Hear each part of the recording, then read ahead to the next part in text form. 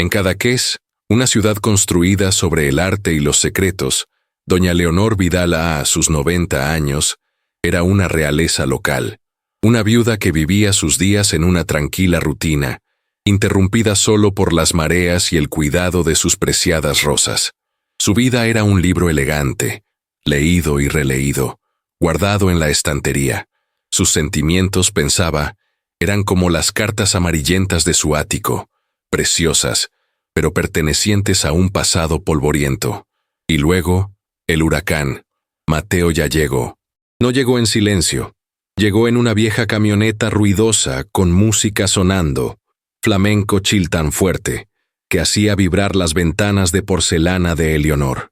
Mateo, de 25 años, un artista con el pelo siempre despeinado y manchas de pintura en la cara, se mudó a la casa abandonada de al lado, convirtiendo el jardín en un estudio al aire libre. Para cualquier otra persona sería una molestia. Para Eleonor, era una explosión de color en su mundo sepia. La atracción que sintió fue inmediata, magnética y profundamente inexplicable.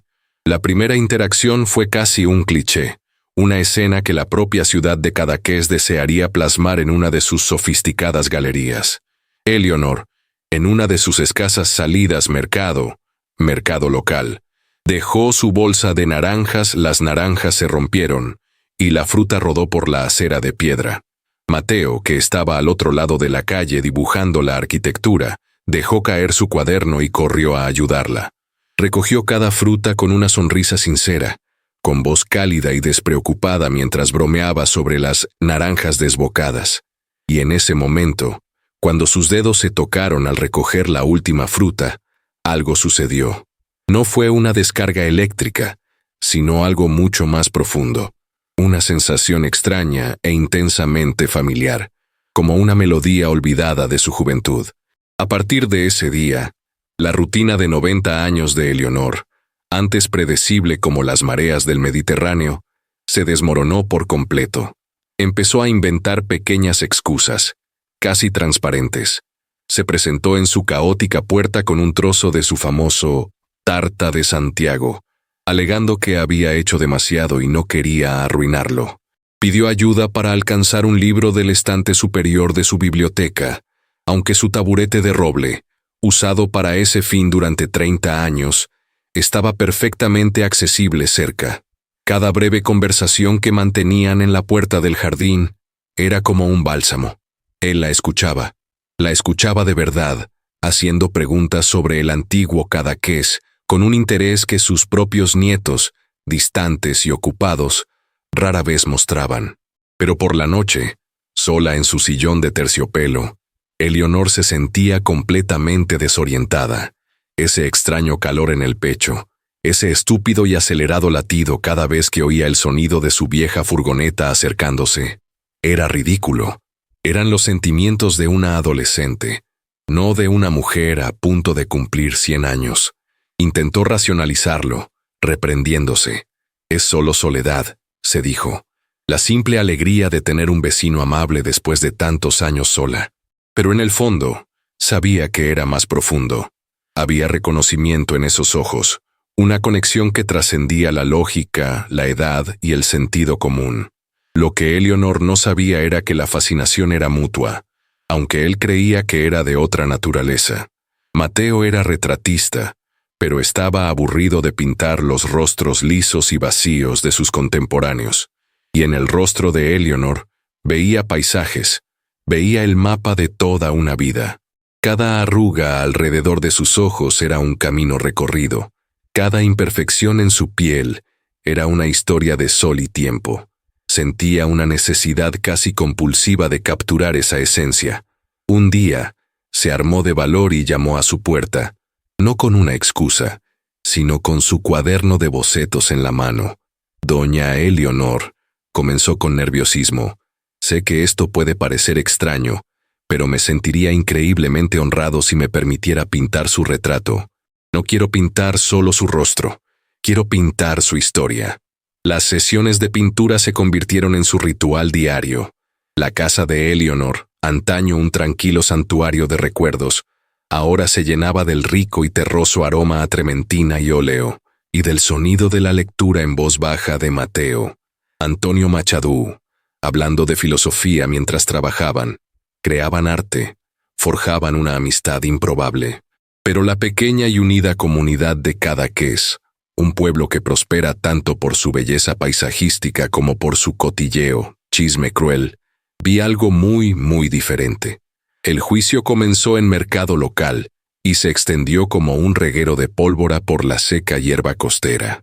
Los vecinos, paseando a sus perros, miraban por el gran ventanal del salón de Eleonor. No vieron a un artista y su musa.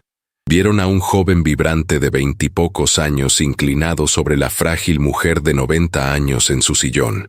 Vieron a Mateo tocarle suavemente la barbilla, y en sus mentes no fue un ajuste profesional para captar la luz, sino un gesto de caricia íntima.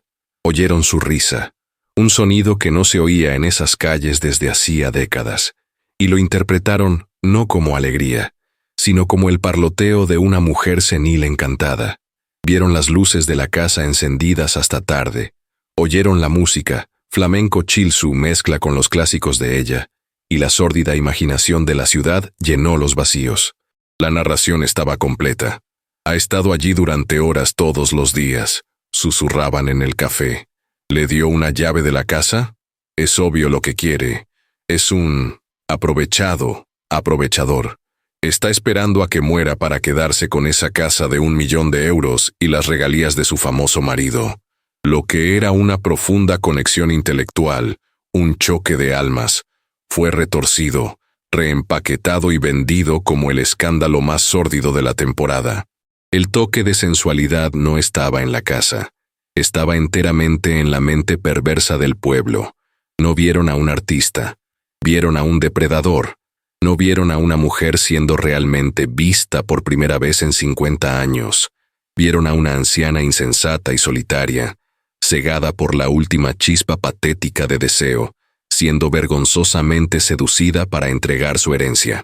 Eleonor, ya luchando con la confusión de sus propios sentimientos inexplicables, ahora se encontraba en el centro de un cruel juicio público, sin saber que la verdad de su conexión era mucho más profunda de lo que ella, o el pueblo, podían llegar a imaginar. El estudio de Mateo era un caos glorioso, reflejo perfecto de su mente vibrante. Lienzos de todos los tamaños se apilaban desordenadamente contra las paredes, algunos rebosantes de colores abstractos, otros simples bocetos al carboncillo.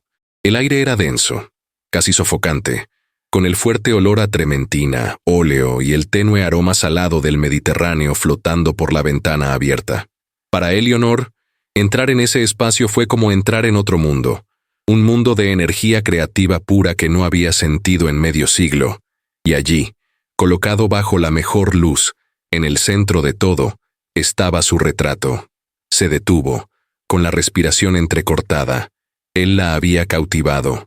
Pero no solo había pintado a la viuda de 90 años que el pueblo veía, no había pintado a la frágil reclusa.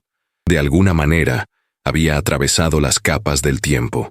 Los ojos en el lienzo eran suyos, sin lugar a dudas, pero albergaban una chispa, una historia de desafío y pasión que había creído enterrada durante décadas. Mateo se quedó atrás, nervioso, limpiándose las manos, siempre manchadas de pintura, con un trapo sucio. No sé si lo logré, murmuró, perdiendo la confianza que solía tener. Fue lo más difícil que he pintado en mi vida. Eleonor se volvió hacia él, sinceramente confundida. ¿Difícil? Pero tienes tanto talento, eres tan rápido. Mateo negó con la cabeza, buscando las palabras, con aspecto casi avergonzado. No, doña Eleonor.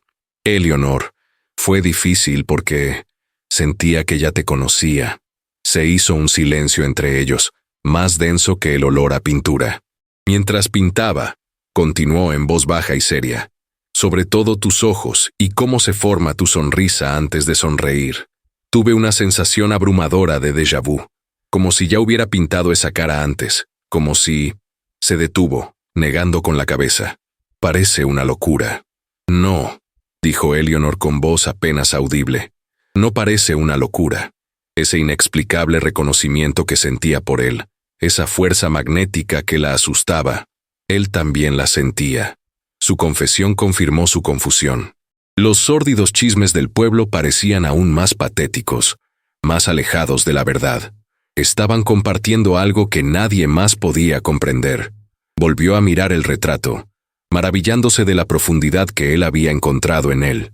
Pero al contemplar su propio rostro en el lienzo, sus ojos se sintieron atraídos por el revoltijo de materiales de arte bajo la mesa de trabajo de Mateo. Entre las latas de pinceles y los tubos de pintura aplastados, había algo que no encajaba. Una vieja caja de madera oscura, desgastada por el tiempo, con iniciales desgastadas grabado en la tapa. Señaló: «¿Qué es esto, Mateo?» «Desde luego, no son materiales de arte». Mateo bajó la mirada, y su tono cambió instantáneamente de introspectivo a casual, casi desdeñoso. «Ah, esto. Son trastos viejos. Son las cosas de mi abuelo», explicó encogiéndose de hombros. «El que nunca conocí. El supuesto héroe familiar. Mi madre lo guardó todo. Pero para mí, son solo fantasmas. Ni siquiera sé por qué traje esto aquí. Fantasmas». La palabra flotaba en el aire, cargada. Eleonor sintió esa atracción magnética de nuevo, pero esta vez no se dirigía a Mateo, se dirigía a la caja. La mención de una época pasada, una que había discutido brevemente durante sus sesiones, combinada con la sensación de déjà vu que él acababa de admitir. Una curiosidad fría y urgente la atrapó. Se acercó a la mesa. «¿Puedo?» «Claro», dijo Mateo, con cara de confusión ante su repentino interés. «Pero no hay nada más que polvo y cartas viejas». Con mano temblorosa, una mano marcada por 90 años de vida, tocó la madera desgastada de la caja. Estaba abierta, revelando un enredo de cartas atadas con cinta, y en la parte superior, una solitaria fotografía sepia, protegida por un plástico amarillento y agrietado. Ella tomó la fotografía. El estudio pareció desaparecer. El sonido de las olas afuera, el olor a pintura, la presencia de Mateo, todo se disolvió. Solo quedaba el rostro en la fotografía, el retrato de un joven, quizás vestido con ropa de los años 40, una sonrisa audaz, casi arrogante, y unos ojos que brillaban con vida, desafío y promesa. Eleonor dejó escapar un jadeo, un sonido agudo y estrangulado, como si le hubieran robado el aire de los pulmones. La fotografía se le cayó de los dedos temblorosos, revoloteando hasta el suelo polvoriento. Se llevó la mano al pecho. Su rostro, que hacía un momento había estado iluminado por la admiración por su retrato, ahora era una máscara de asombro y absoluta incredulidad. Miró a Mateo, quien corrió a su lado. Su expresión de preocupación artística se transformó en pánico genuino, y entonces volvió a mirar la fotografía en el suelo. Era el mismo rostro, la misma sonrisa, los mismos ojos. 70 años de luto, 70 años de silencio, 70 años de aceptación. Todo se evaporó en ese instante. El joven héroe, el pintor de 25 años, eran el mismo rostro. «Eleonor, ¿qué pasa?» «Doña Eleonor, ¿está bien?» La voz de Mateo, llena de pánico, rasgó el silencio del estudio. Corrió a su lado, agarrándola del brazo para estabilizarla, genuinamente sorprendido por su repentina y violenta reacción.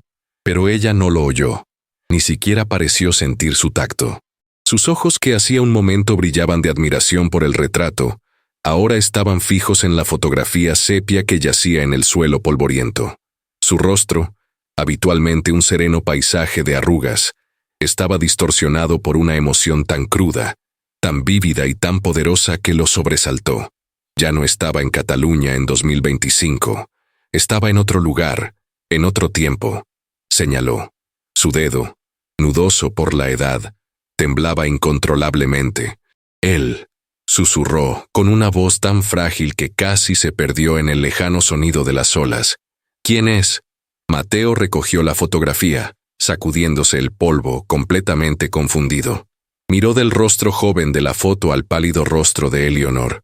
«¿Este? Ese es mi abuelo», respondió con voz cautelosa. «Se llamaba Tomás.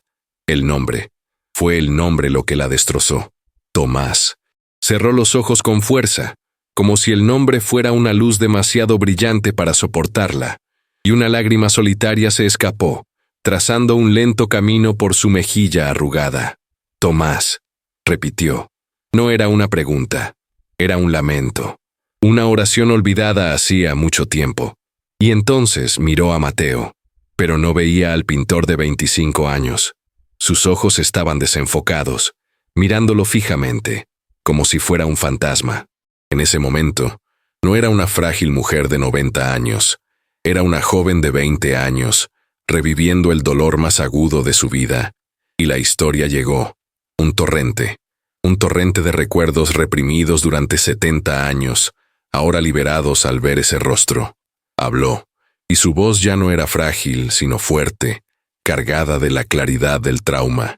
Habló de una época en la que Cadaqués no era un lugar de recreo para turistas adinerados, sino un puesto de avanzada tenso y oscuro durante el período de posguerra. En la década de 1940 era una joven voluntaria local que ayudaba en la pequeña iglesia.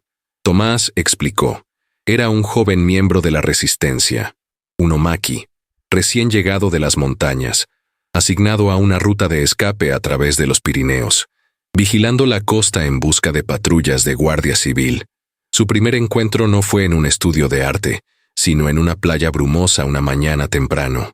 Sus miradas se cruzaron en la niebla, y en ese instante, en medio del miedo constante a la dictadura, se reconocieron. Su amor floreció en absoluto secreto, en momentos robados, encuentros apresurados detrás de la iglesia, paseos por calas solitarias al atardecer, compartiendo sueños de un futuro que parecía imposible. Lo planearon todo. Cuando él estuviera a salvo en Francia, la mandaría a buscar. Construirían una pequeña casa en esos mismos acantilados, con vistas al mar, y ella plantaría un rosal. Volveré contigo, Eleonor, susurró, recitando su promesa como si fuera un voto sagrado. Me lo dijo en nuestro último encuentro, en esa misma playa. Nada en este mundo nos separará. Una semana después, su grupo fue traicionado. Una emboscada durante una patrulla. Tomás, el operador de radio, desapareció. Fue declarado desaparecido. Ella escuchó los disparos resonando en las colinas, con el corazón paralizado de terror. Nadie encontró su cuerpo. Esperó durante años. La guerra terminó. El mundo cambió, pero ella esperó. Finalmente, tuvo que aceptarlo. Se casó. Construyó una vida, pero mantuvo a Tomás encerrado en el santuario más secreto de su alma.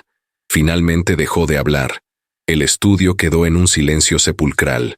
Mateo estaba pálido, conmocionado, procesando la historia de su familia a través de los ojos de un extraño.